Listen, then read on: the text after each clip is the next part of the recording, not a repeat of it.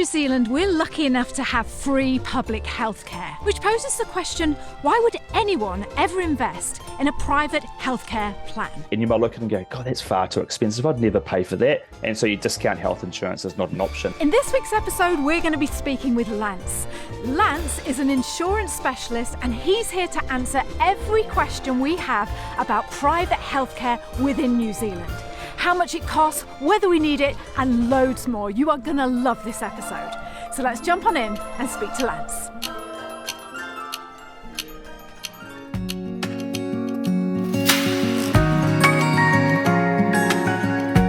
So Lance, welcome to the NZAhead podcast. We are so excited to have you here with us today. Thank you. It's a pleasure. Yeah, really looking forward to chatting and having a bit of fun with you. We were just saying, actually, we just said, we've got to try and keep this podcast to 45 minutes. And you were like, but I'm going to be talking about my favourite subject, which is health insurance.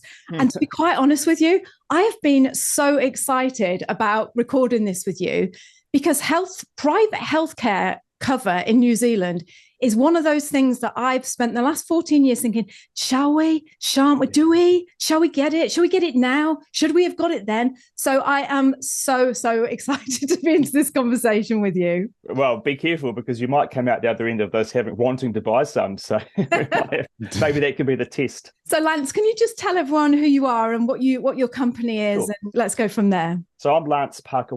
My business, Parka Insurance, is business based on insurance support for people. So my wife and I started our business 12 years ago now. We're in our 12th year of operation. We operate in a very privileged position of being able to get involved with people's worlds and make sure that at any time in their life, whatever their needs are, their insurance is fit for purpose for them. So that could be starting off with when they buy their first house or have their first child. And then as time goes on, making sure that as their needs change, their insurance adapts with that. So I love that I am privileged enough to be contacted when someone gets married or when they have their babies or when they buy their next business or they take down more debt, or unfortunately sometimes when they need to make a claim on their insurance, and I'm the one that can be there to help out with all of that. So it's privileged, it's an honor, I love it, and we do our best to make sure our clients have the best possible outcomes at every stage of the journey. So just to be sure, your insurance company doesn't just cover health insurance, is that right?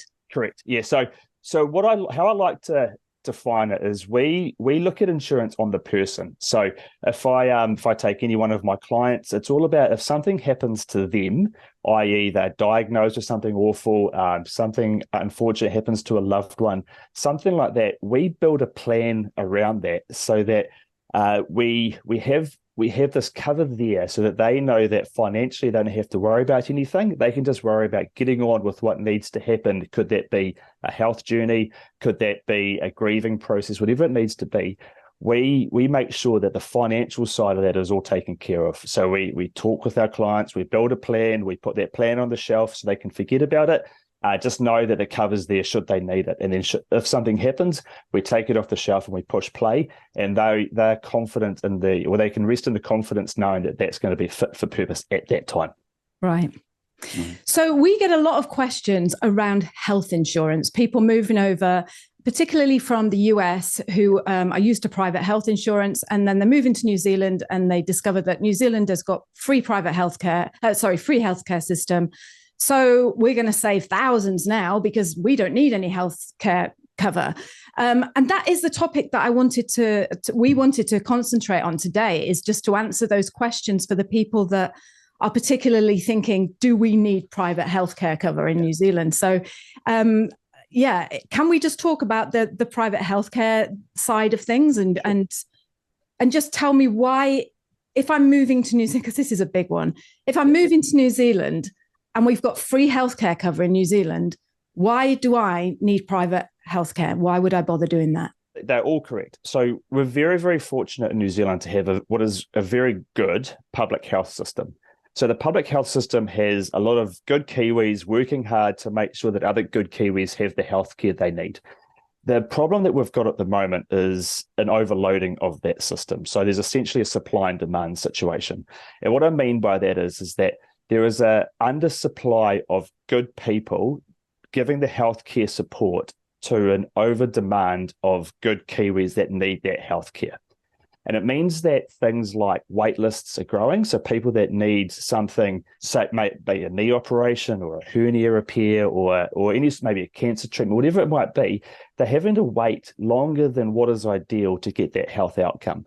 And it means that if you can put time on your side, then the chance of a better outcome starts ratcheting up, because the earlier we get onto things, the earlier we can get it diagnosed, the earlier we can get it treated, then the chances of that being a better outcome is obviously heightened. What it means is that in New Zealand, whilst we do have a good public health system, it's just not able to meet the needs of those that are requiring the support from it. So health insurance then becomes, it's not about money, it's about time.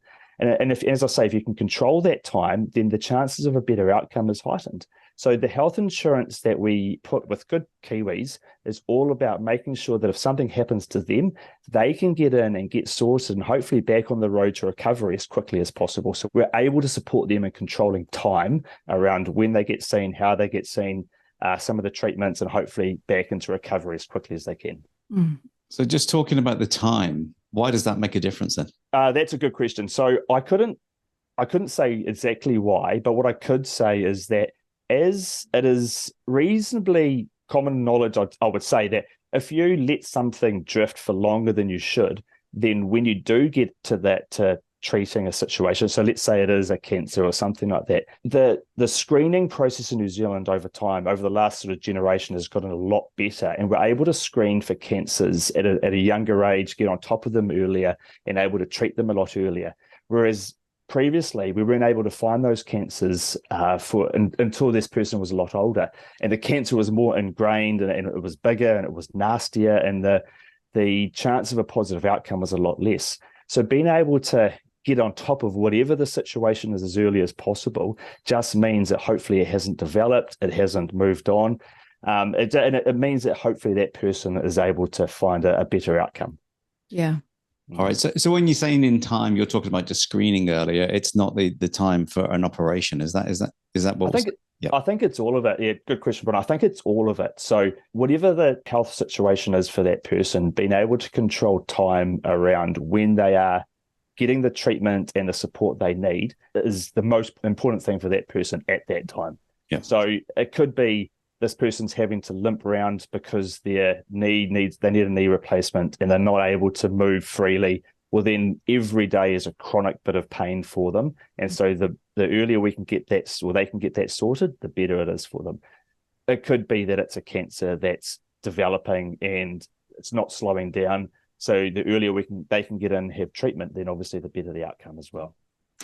Lance, I want to talk about, well, later in the show, I want to talk about the cost of private healthcare cover, because that was a biggie for me, and I know it will be a biggie for a lot of people. So we're going to talk about the cost of that. But before we do, can I just rewind back and cover the, like Bryce said, about the waiting time? Do you think that, like, say, for example, we live in New Plymouth, and like recently I went for a gynecology thing and I had to be seen by a specialist, and I was seen within, I haven't got private healthcare cover, by the way. And I was seen within about 4 weeks, something like that. Yeah. And we were saying, like, if we lived in Auckland or Wellington or Christchurch or wherever, would we be seen like in 5 months because there's so many more people? Do you think you have to take into consideration where you live in New Zealand as to whether or not you need private healthcare cover because of that wait time that you were talking about? It's a great question. I haven't encountered significant desires to have or not have cover based on where people live. Right. What I have seen is people having to travel further to receive the healthcare that they need. So what I mean by that is if you look at where the private cancer clinics are, and even the public cancer clinics, they're typically in the main centres. And I've got clients who have become mates over time who live out in rural Wairarapa, who are miles away from anywhere apart from all their sheep. And so they need, for them to go and get any treatment they might need, that journey alone is significantly tougher for them. Now, there's good support for that, which is great. However, it is just the logistics of living further away from the main centres does mean that even if time's on your side around when you can go see people, the logistics themselves make it harder to actually go and see the good people that can give you that support. Yeah. How many percentage of New Zealanders have got, do you know how many percentage of New Zealanders have got private healthcare cover? Yep. So in 2023, for adult females, it was about just over 36% of adult females had health insurance. And for adult males, it's just under 40%. So it's about 38.6, I think, off the top of my head. And I can share links with you in terms of where all the stats and that come from. If you then drill into those numbers a little bit, what you'll see is there is a large number of adult male and female who get to a point in their life where they decide that health insurance isn't economically viable for them anymore. So they might be on a pension and their disposable income's a lot less. So they decide that they are okay to take the risk of not having health insurance. And unfortunately, that's when potentially they're going to need it as much as ever. And then there's in those numbers, a lot of younger male and female who are maybe at university or just starting their careers and haven't even thought about health insurance because they're young and bulletproof. And so if you then start taking out those sort of ends of sort of the bell curve, you're left with actually quite a high proportion. And I don't know these numbers, but simple maths will tell me that there's quite a high proportion of those within that curve that do actually have health insurance. And then if you look into trends over time, what you see is that more and more people are choosing to take out health insurance every year. And that's driven because of one, what they're hearing in the media. There's a bit of fear around, the wait lists are getting longer. So, I don't want to have to wait if I need something, or the cost of treatment's getting more and more expensive and the public system's just not funding it. So how am I going to pay for it if I want these amazing cancer drugs? And so this is creating a higher demand for health insurance. And then there's more options for them. So it used to be one size fits all, whereas now we're able to drill down far more specifically and say, okay, what is the need for this person? What do they want cover for? What are the areas they want it for? What is the budget they're prepared to spend? And find a balance between cost and cover so that each individual we're able to create quite a unique plan for that person that lines up specifically with what they're prepared to spend and what they want cover for. And so it becomes far more user-friendly. So it's the numbers sound reasonably solid, but when you drill down to them, they're high and getting higher in terms of who has cover. Yeah.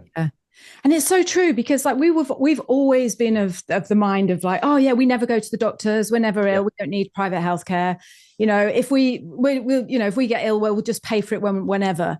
And then someone gets ill in your family, like my mum's just been diagnosed with cancer, and all of a sudden it seems very, very real. And you don't want to get scaremongered, like you said, because if you read the press, it's almost like so much doom and gloom and the wait list of this and that. And my mum hasn't got private healthcare cover, and she has been treated well, and she is getting good drugs and all the rest of it, like you just said about the expensive drugs. But even so, you just think, you just don't want to risk it, and then and you feel like that as you get older as well. That's fear, isn't it? All the time, it's fear. That's what drives a lot of things, isn't it? But it's about peace of mind more than anything. It is. I think that's the big thing that I'm seeing from what Liz has just explained that we're going through. It's you do want to pick that thing off the shelf like you were talking about earlier, and just think, hey, I think it's time to use this. Yeah, that's the thing. Yeah, well said. And a lot of that, sorry to jump in, a lot of that comes down to information. And so if you just look at health insurance, which is the same as what Joe down the road has or something like that, and you might look at it and go, God, that's far too expensive. I'd never pay for that. And so you discount health insurance as not an option. Yep. But as you start going through and learning about what options you have, there is highly likely an option that's going to suit the budget and the cover that you're after. And it's all about just going through and doing the research and talking to good people about what you might want and how to find it. And that's a great point. And again, it's in my head. I want to come back to that about, can you? Well, I know you can, because you've just done it for us and given us a little plan of like, okay, we don't need this, we don't need that, but what we do want is this. And we will talk about that in a minute. But first of all, I just want to throw a question to you that a lot of people say to us within our private community, that we've got people moving over to New Zealand. They say, okay, but if I get private healthcare, does it necessarily mean that I'm going to be getting a different surgeon that is better than your average, not your average, that's the wrong thing to say, just your public health, your public health care surgeon or nurse or doctor or whatever. Is it better care or is it quicker care? Or do you go to a different hospital or something? Yeah. Better's relative, and it's I definitely wouldn't use the term better because they're dead right. It's the same. Dead right. Sorry, that's not a good term of phrase. They're spot on. Let's use that. They're spot on because they often it is the same specialists and surgeons doing the work publicly and privately. New Zealand's a very small country, relatively speaking. There's not a lot of those providing the healthcare services. So their time is stretched and they are balancing between private and public and this sort of thing. So, that's exactly right. The difference between the two. So if I can use a real world example just quickly, is that every year I take my team through a local cancer clinic, and the GM of that cancer clinic, she shows us around and she talks about this is where the chemotherapy is administered. This is where the radiation therapy is undertaken. This is the day room for the support people. These are the types of immunotherapy drugs that we have access to that we can administer here. And talk about all the things that make a private journey so much more comfortable and often not pleasurable, but you're able to build a relationship with the patients and the clients more so than if you're going through a public journey, which is often a bit faster. And because they're all about, we've got to get this person through so we can get to the next person, provide care for them. And so whilst that same, let's say, oncologist is supporting a public patient and he or she is supporting a private patient, the ability to build a relationship with the private patient is heightened because they've got more time to be able to sit down, meet the family members, meet the loved ones, understand their world, talk about what's going on peripherally, not just get them in, get them out, get them onto the next person, which sounds crass, but I do know that there is a situation where people going through radiation therapy are essentially given a buzzer, and when it's their turn, they sit in the waiting room. When it's their turn, their buzzer goes off, they go in, they have the treatment and they go again, and there's no time to even chat, let alone build rapport. And so, unfortunately, it might be the same radiation machine doing the work. That whole wraparound support is completely different. Yeah. And again, going back to my mum, I mean, she just said that although she's getting great treatment, she said, I just feel like a piece of meat. You go in and you just feel like next. And that's not, that of course, because of the overworked staff and, like you say, the not enough money in the budget and all the rest of it. But yeah, I can relate to that. When you said those words, I was like, yeah, I can hear that as well. Yeah. And it's not great, obviously, but it's just a sign of where we're at in New Zealand. That it's just that they're the facts of what people are going through. Do you know what? As a side note, Lance, my brother has also got cancer and he lives in the UK and he's going through treatment at the moment. And we have been, as you would expect to, is our treatment better than in the UK? Would she have been treated better if she was in the UK? And he is actually really surprised at my mum's treatment. And he's like, you're being really looked after, you're being seen quickly. You're being, wow. So I know. So it's been not, it's been good. Good is the wrong word, but it's been interesting to be able to compare those two, because you tend to, especially when you come from another country, you tend to panic and think, oh, it would just be better if I was just back there, And I know Americans talk a lot about good and bad things about private healthcare. They will often say that, we talk to a lot of healthcare professionals who are in our community, and they say working in the private healthcare system in America is like literally working in a 5-star hotel, and you're going to be judged, you're going to be rated, you're going to be reviewed, don't they, Bri? Yeah, a lot of them say it's quite hard working, say, as a nurse, because they treat you like they're super entitled and paying for this. That type thing, as in, I've been paying health insurance. I know my cousin in upstate New York in America pays $4,000 a month US for healthcare for his family of 6. Yeah. How do you think the private healthcare system in New Zealand, like when we talk about that in the States, I don't know if you can answer this, but how do you think it compares to the rest of the world. Have you got any thoughts on that? It's almost impossible to compare the health insurance across nations, but you can compare the public system across nations. There's plenty of stats around that.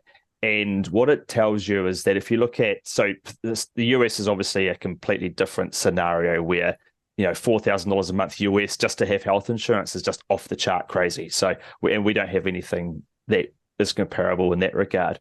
But if you look at the public system in the UK, where the stats will tell you 84% of modern medicine registered to be used in the UK is publicly funded. In Australia, it's around the 46.5% of modern medicine is publicly funded. New Zealand, it's just over 26%. There's a lot of factors that go into that. One of them being that the UK and Australia just have economy of scale. They have more leverage when they're negotiating with big pharma.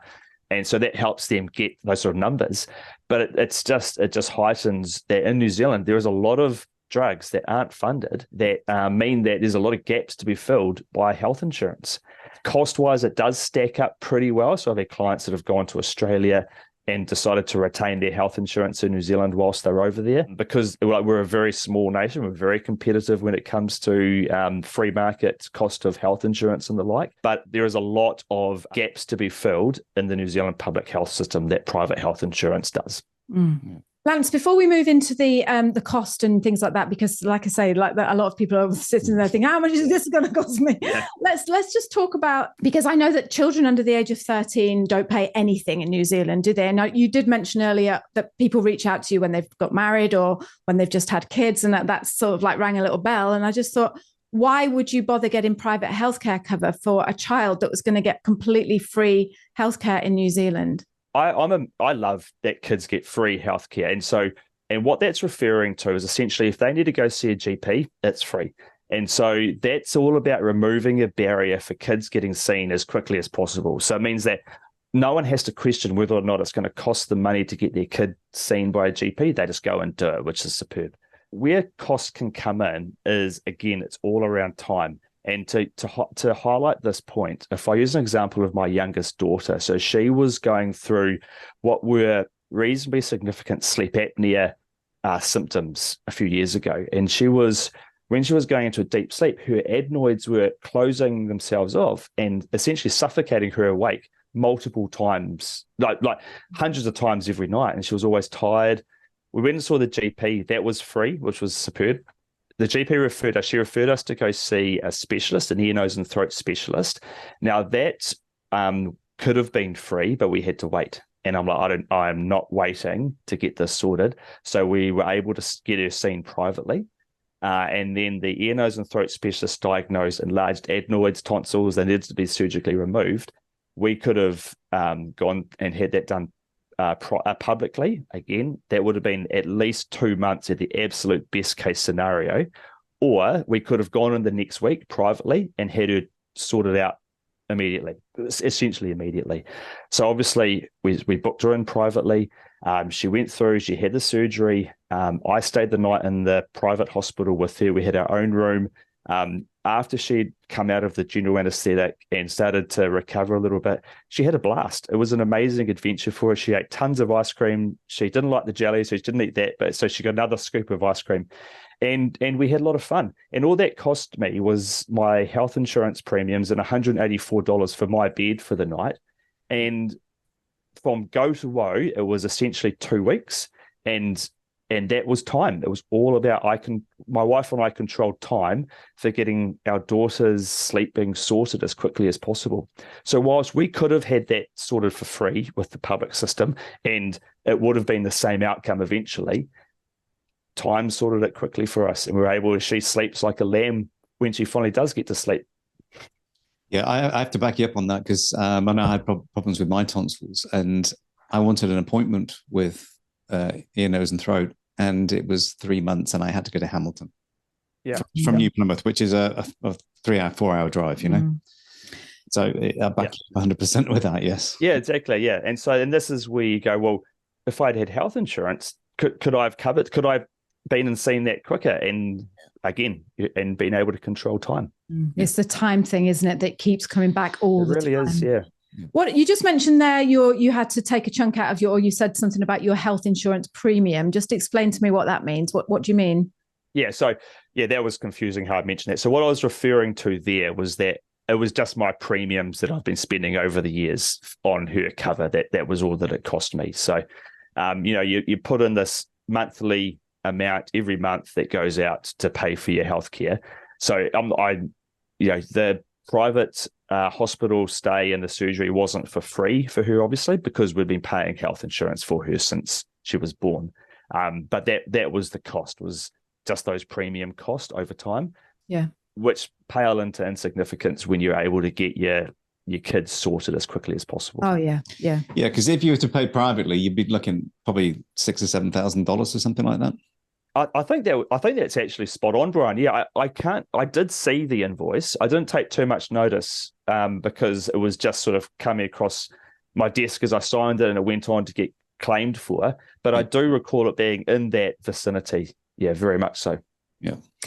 Lance, what's to stop me though saying, okay, well, I won't be having private health insurance because I can't afford that payment every month. And who knows, I might not need my tonsils out, or I might not break my hip or whatever. So what I'm going to do is I'm just going to save up like a little, $100 a month maybe. And then if anything does happen, I'll just use that money for that. Why do people do that? And why wouldn't I do that instead? Yeah, a lot of people do this. It's called self-insuring. And I see the value of it, because what you're doing is you're essentially putting money aside that sits there that is in a reasonably liquid state, so that you can get at it quickly to cover the cost of private healthcare if you need it. And if you don't need it, well, then you've still got the money to go home to the UK or to do whatever you want to do with that money. So it does become quite a attractive option for some people. The only times where it can fall apart is if you need multiple and or extended healthcare support quickly after starting that decision. So let's say you needed that hip operation, but you hadn't banked up the $20,000 that you needed to have the hip operation. Well, then, okay, well, how am I going to fund this now? And that's the decision that people have to make. The real tricky part to this that I see, the really sad part, is when people have decided to fund their own healthcare and they go to the point of let's say a cancer battle, and their oncologists or their specialists are recommending quite high level pharmaceuticals that aren't funded in New Zealand. And so but they are going to make it, they potentially could make an incredible difference to the outcome of this battle. Now, that family has to make a decision around, well, do I dip into, and we're talking potentially hundreds of thousands of dollars a year. So that now this family has to make a decision. Well, do we what's called mortgage our life, which is dip into our life savings, put a mortgage back on the house, whatever it is, with the hope that this is going to be a good outcome. So the person who's got the cancer is going, well, I don't want to do this for my loved ones, because what if it doesn't work? And then the loved ones are saying, well, of course we're going to do this because I want to get as much opportunity for you as I can. And they're having to make this decision around, well, how do I decide spending money now on me for the hope that it does good versus my family keeping hold of that money and just shoring up their financial future potentially without me? And it's an awful situation to think about, but unfortunately there are great Kiwis having to face that decision, and it's a really sad situation of when self-insuring doesn't quite rack up enough money to be able to really fund those things. Yeah. Do you know what, Lance? You are 100% right there, because as you were talking, I was just thinking, again, going back to my mum, because I'm right in the depths of this at the moment. And I was thinking, we're trying to get her to get private. She can't get any, because she lives out in the sticks. She can't get people to come out and help her with the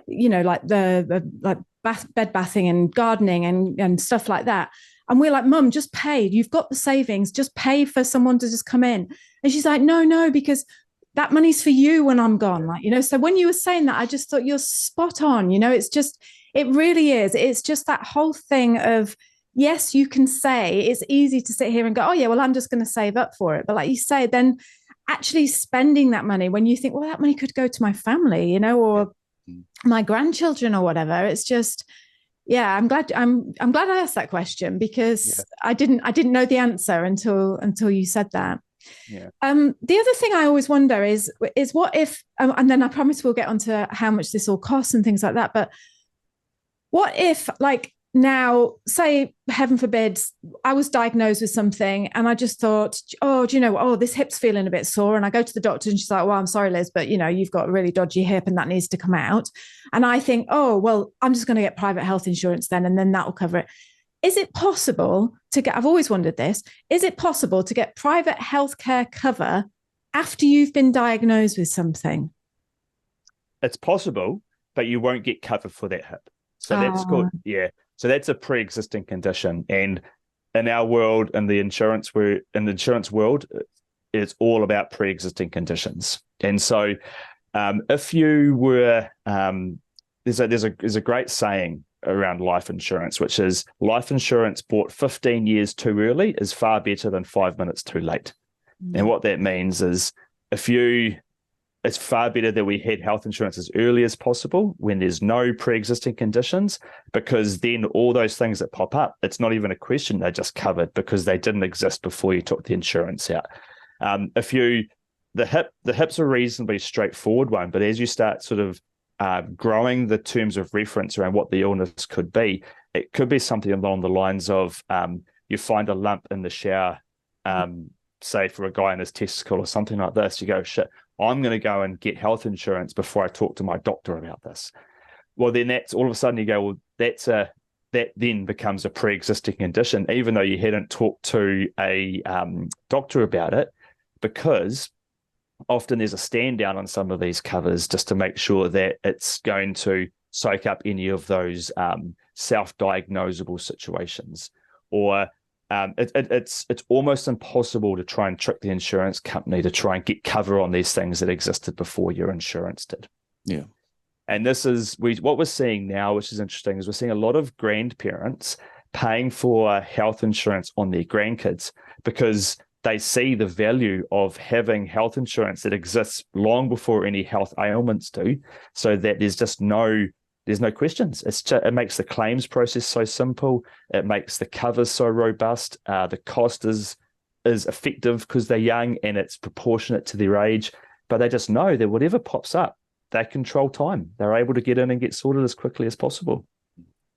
When you think of all the money that grandparents spend on grandchildren at Christmas and birthdays and stuff, I was just thinking then, I just thought, God, if you took all the money that, I know people, mum spent on Sonny and Toss, it'd just be like, oh, I wish you'd just put that into private healthcare. Let's just talk about the cost before we let you go. And let's just talk about the cost of private healthcare. I've got two questions for you. One, how, if I just wanted to just go, look, Lance, I'm not interested in going to the doctors and I don't want all that cover of like unlimited doctors things, and all I want is me and Brian just to be covered in case we get cancer. Is it possible to do that? And sorry, Lance. And shall we talk about cost, or should we leave that until like the average cost? But I'll let you take that one. Yeah. So short answer, yes. So there are so many options available to anybody now, and it's a really good point that you make. Do I want cover for just cancer?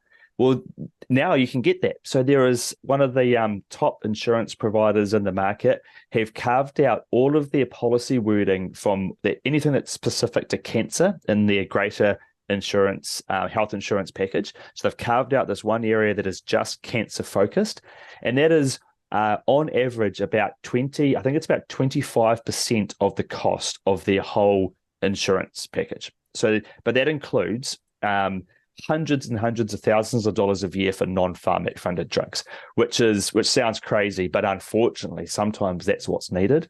It covers diagnostic support. It covers oncology support. It covers significant support for the cancer journey. And where that's brilliant is that recently I had a beautiful young lady with type 1 diabetes, and so she could never get any health insurance. Well, we're able to put this cancer cover on her, so she now has health insurance for cancer. and she's over the moon. So it's because that was one of her biggest concerns.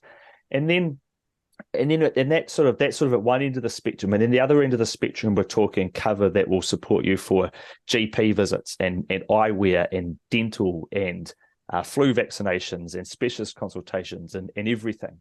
So it all comes down to what, where on that spectrum do you want to be in cost versus cover? Yeah, that's a great answer. Yeah. And can we just say about the cost of it? Yeah. Is just, if I'm a family of 4, nothing wrong with us really. We don't have many doctor's visits. We're not diabetic, or we've never got any preconditions or anything like that. But the only thing is my mum's got cancer and my brother's had cancer and it's in the family and all that. So how much would I be expecting to pay for a cover that allows me to just feel relaxed? do you mean like at our age, or do you want to do 2 scenarios of the family that's got adults of 35 and kids of 10 years old, and then there's us who are I'm 60 and our kids are late teens, sort of thing. Whatever you think, Lance. Yeah. Well, I'm a family of 4, so I'm mid-40s, exactly mid-40s now. So which is which I love. But good. I'm not saying anything. Yeah.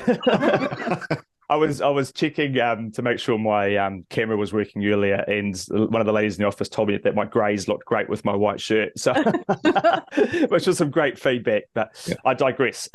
So for my family of 4, I can have health insurance on all 4 of us. So that's husband, wife, and 2 daughters for under $150 a month, and that covers all those big cancer treatments, so the non-pharmac, so the drugs that aren't funded by the public system, which is hundreds of thousands of dollars worth. It covers all those major surgeries. If I needed to have a knee replacement, it would cover that. And it covers things like major diagnostic support. So that's like the likes of the MRIs, the colonoscopies, the gastroscopies, all those oscopy type things, CT scans and the like. And that would cost all of my family $150 a month under. So that's an option. Yeah. Yeah, I mean, relatively speaking, it is. Yeah. And then, interestingly enough, I could go all the way through and I could pay over $500 a month. And then I could have all of that. Plus, I could pay all my GP visits would be covered. And I'd have dental support, and I'd have support for prescription glasses and for specialist consultations and the like. And so there is, so for my, let's say, stereotypical family of 4, it could be anywhere from $150 to $500, which is a significant spectrum. But, somewhere on that spectrum is where most of my clients fall. I've got to say that it's a lot less less expensive than I thought it was going to be. Yeah, it is. I was expecting 1,000. Yeah, well, you do, because you hear of America, and even in the UK, it wasn't overly cheap in the UK. No. You're talking probably double that at least, maybe triple. I think when I was looking at it, it was probably £200. So $400 odd a month back then. Yeah. Before I let you go, is there anyone that you've ever said to, look, you don't need insurance. You don't need private health insurance. Not yet. You just have you ever come across anyone like that? Oh, that's a fantastic question. I honestly don't. You're looking at her. yeah, exactly. I don't know if I want to insure you. I don't think I have for health insurance, and the reason for that is because health insurance is such a personal journey. It's no one's desire for cover is the same as anyone else's. So there's so many ways to fit it to make it work for that person. I've looked at, for a lot of my clients, we get to the point where I say, look, you don't need life insurance anymore. You've got passive earnings. Your kids are living their own life and they're financially responsible for themselves. Any money that could be going towards life insurance should be going towards investments or they've got no debt now. So I often look at people and go, your need for these insurances has changed.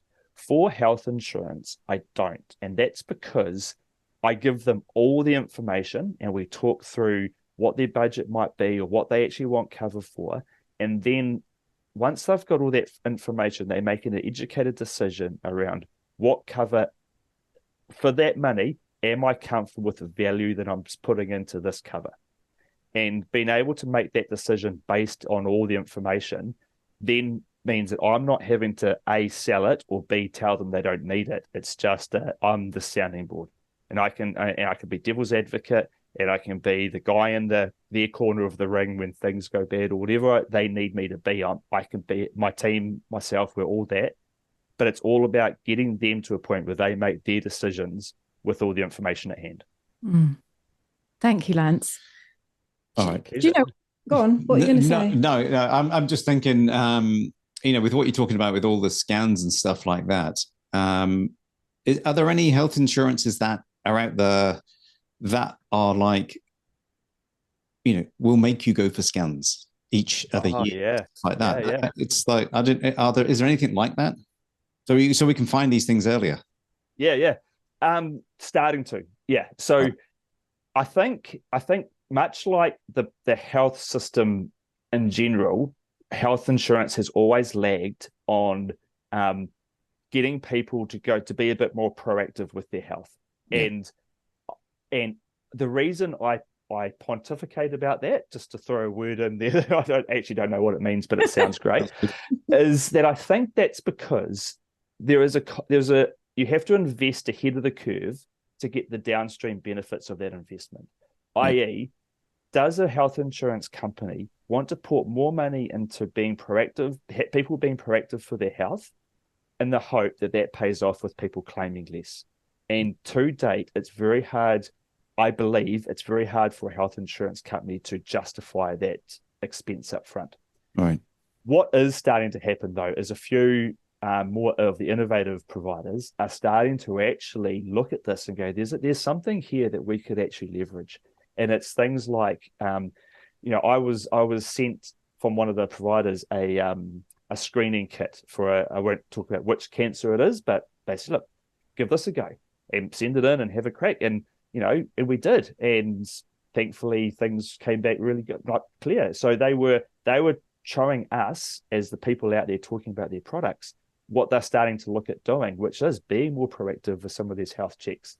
They were, some of them are doing a lot more for mental health support, which has always been a big black hole when it comes to health insurance support. And some are actually providing support for those that need to reach out to someone now. And that's hugely valuable because it's so hard finding mental health support in New Zealand for people that need it at the moment. So so that's a very long and complicated answer to a very good question, Brian. But the simple answer is yes, there's a few that are starting to do it now. Not all of them, but some of them are. Yeah, that's great. Yeah. Do you know what, Lance? We're going to let you go now, but before we do, I just want to say, and I've got to say this, we get so many people reaching out and saying, look, we'd like to talk to you about this and that. And we were introduced through a mutual friend, a girl whose podcast I went on, and she's absolutely wonderful. And I just want to say, the people that we love working with the most are people like you who are so open. And so I can just see it in you. Nothing is so approachable. You are, and you're hiding nothing. Yeah. And that's the thing when it comes to insurances and things like that. And I'm sure I'm speaking for everyone here when they say there's always like, oh, are you out to get me? Like, what do you want? And I just think I've loved talking to you. I knew you were like this anyway, because I'm very good at reading people straight away. But I just want to say thank you for being so open and so just honest, just not too salesy. Yeah, just not at all. You're not at all. You're fantastic. And no wonder that you're at the top of your game with what you're doing, because I'm going to come to you, Lance. That's it now, Bri. We're getting private insurance. It's not that 150 one, though. It's at least $1,000 a month. And I know a guy. I'll get him to talk to you. I'm really excited to invite you into our private community and just to have you in there to chat to our people, to chat to our members, and for you to give up your time today just to help all those people out there now that are thinking, do I need it? Will it cost me? So I just want to say a huge, huge thank you to you, Lance, just for being who you are and bringing the services that you bring to us and the knowledge in New Zealand. Yeah, so not everybody wants to talk about this subject. No, they really don't. They're just like, oh, no, just talk about it. Something will happen. Yeah. We are going to put your link in the description below, but just tell people, and I know you wanted to talk about a disclaimer that you have there. Oh, yes. Yes. So just so we look like proper podcasters and do all the legal stuff and things. But yeah, just if you could just say what you wanted to say about your disclaimer, and then just let people know where they can find you, and I will put the links in the description below. Okay, so in terms of a disclaimer, I just wanted to say that any information that I've given is obviously very general in nature. So if anyone needs more specific advice or support, then policy wordings online are a good place to start. Talking to someone that they trust is a very good place to start, and not being afraid to reach out to someone who is upheld by high standards to make sure that the information that they are being given and the advice that they're receiving is regulated, and so that they know that it's going to be good quality advice. And so reach out to good people, because we love doing it. We love helping people in their time of need. It's such a privileged position. And just to say, look, thank you so much. I'm a little bit speechless with your kind words. I really appreciate that. And it's from the first time I did hear your podcast, I was just instantly hooked listening to your journey of travels and the ups and downs that come with traveling with kids, and then what you're creating for good people to move into this wonderful country and opening up the doors with such a big smile on your face is brilliant. So look, it's an absolute pleasure to join you both and to be involved in your community going forward. It's again, it's why I love doing what I do, is to meet great people like you guys. So thank you very much. In terms of contact details, look, I'm sure in the podcast description we'll have some more formal details, but Parka is my business. Google me, Parka Insurances. We're on Facebook, we're on Instagram. We love hearing from people, and we're not afraid to give advice with no desire for any return of business. It's more about just making sure that people are more comfortable knowing that what they've got is going to support them when they need it. Fantastic. Well, Lance, thank you so much for joining us today. And like I say, can't wait to have you in our community and just to chat with you more and just, get to know you better. But thank you so much for joining us this morning. Yeah, it's been great. An honor to meet you as well. Yeah. And great. Thank you very much. Okay. Cheers, mate. Speak to you soon. All the best. Bye. Oh, so wasn't that just absolutely fantastic? What a lovely guy. What a great guy. Yeah. And that's the sort of person that you want at the other end of the phone. Not like you say, super salesy. It's just, this is about you. This is about, what works for you more than anyone else, And I just, those words that I just said at the end of that podcast, just know that they were so sincere, because when I met him, he was just like, he's so laid back. He's so Kiwi, typical Kiwi, just no salesy, no I want to get on your show so I can sell you something. He's like, I just want to chat to you, Liz and Brian. I just want to chat to you and just help your audience understand private healthcare in New Zealand. So what a lovely, lovely guy. And like I say, we talked about him coming into our private community, which we're so excited about, because he gets to meet all our private members, and he's there to chat with whenever they want, and he'll have his own channel. But really excited about that. And just to remind you as well, that if you want to know more details about that private community, it's a community made up of diverse people, like-minded, who are all moving to New Zealand and are all supporting each other. The way we give you details to get to that community is by actually gifting you a free 5-day video guide about life in New Zealand. So you sign up, we send you 5 free videos, and then at the end of those 5 days, you get details of how to join our private community and be in that community with all those other people and professionals like Lance and other people. Like I say, great diversity of people, all different stories along the way, but the goal is to get to New Zealand, whether from doctors to truck drivers to everyone's in there. Everyone's accepted. It's a great community. It's really, probably really is. The most kindest, warmest, open, diverse community in the world. I'm just going to say that. I would say yes. bar none. Yes. So if you do want to come along and see more about that, and even if you just want to get the free 5-day video guides, sign up to www.nzahead.com/free. That's www.nzahead.com/free. And we hope to see you over there. We hope you found masses of value in this episode. Check out all our other episodes that we've got on YouTube with other professionals and specialists and people who have made the move to New Zealand. You're going to find a wealth of knowledge over there. And until next time, Keep smiling, and I will speak to you soon. Yeah, so kia kaha, stay strong, especially for health insurance. And kia u, stay true. And that's true to yourself. And we'll see you next time. Okay. See you now. Bye. Imagine this. You're a young family who live in the UK and you want to move to New Zealand.